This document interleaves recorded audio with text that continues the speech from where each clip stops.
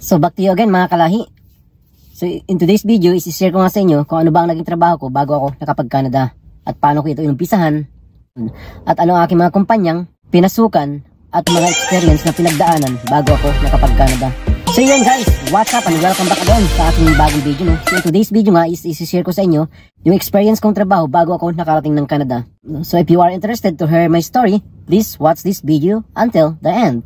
Baka sakali maka-inspire ito ang istorya ng buhay ko kung paano ko nakarating ng Canada sa inyo. Umpisan po natin ito sa unang trabaho ko sa Maynila, no? Na in-applyan is sa akong merchandiser ng Universal Robina Corporation. At yan pa yung naging first experience ko.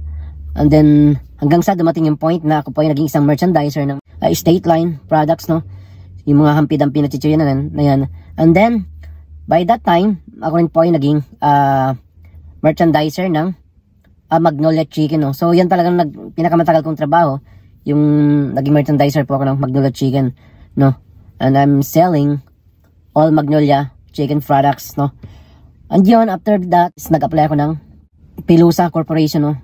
Merchandiser din siya, and then I was work in Pure Gold, no? And in Calamba, no? So robbing tayo by that time. During that time nga, is napanood ko tong si Jessica Soho, no? Yung segment ni Jessica Soho about sa butchery. So nagka-interest ako kasi nga malaking sahod, I mean. Kaya nag-apply ako agad as butcher, no? So nag-quit ako dun sa trabaho sa Pilusa, and then nag-switch ako ng career. Nag-apply ako sa mga pipitsuging company, no?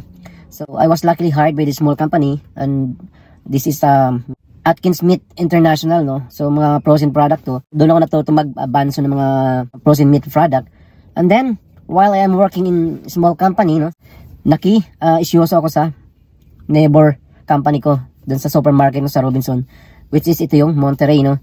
So pinapanood ko kung paano magtasas ng baboy, paano nila kinakat, no, by primals yung isang karkas ng baboy, hanggang sa nagka-interest ako mag-apply sa Monterey company. And then I was luckily hired naman at nagustuhan ako ng supervisor ko by that time. So yun nga, 2 months pa lang ako nag-work sa Monterey company, is ginawa agad akong supervisor, which is I don't like, no? Pero wala akong choice dahil nga gusto ako ng supervisor ko. Then I keep pursuing my job, but syempre kahit supervisor tayo is nag-aaral pa rin ako mag-butcher, no? Kasi gusto ko ma-master kung paano mag-debone and then mag-cut, break ng primal na yan.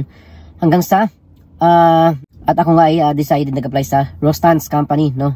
So wherein dyan ko nahasa yung kakayanan ko, paano magtastas ng baboy, ng baka, paano mag-break ng primal into sub-primal, no? At lahat ng mga special cuts, no? From lower to higher value, no? Hanggang sa umabot ako ng 5 years sa Rostans, no? So yun.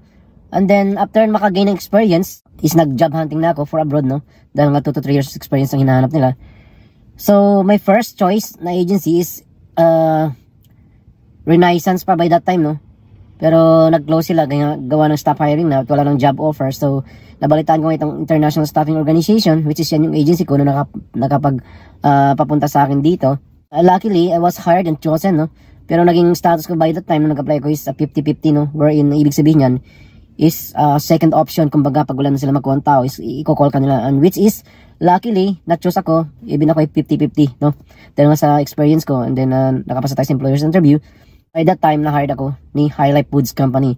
So yan yung employer ko dito sa Canada, and sa kasalukuyan sila ay continuous hiring, no? At nag-re-recruit ng butchers from Philippines, isang malaking industrial meat plant yan, na kung saan ay mayroong empleyadong nasa higit 1,000, no? Sa production pa lang yan, So yun, yan ang story ng buhay ko, paano ako nakarating ng Canada, no? Sa mga nangangarap makapunta dito at kung kayo walang experience, pwede nyo gawin ang aking mga ginawa, no? Magpunta kayo sa isang supermarket, mag-inquire kayo sa mga meat shop, and then tanongin niyo kung anong mga agency nila, para po kayo makagain lang ng mga experience, no, na kailangan ng agency or ng employer na mayroon kayo bago kayo hire nila papunta rito. So I hope you find this videos useful and informative. And if it does, please follow, like, and share natin din to sa iba para tayo ay makatulong din sa kanila kahit paano, no? So thank you for watching. Hanggang sa muli. Ingat mga kalahi.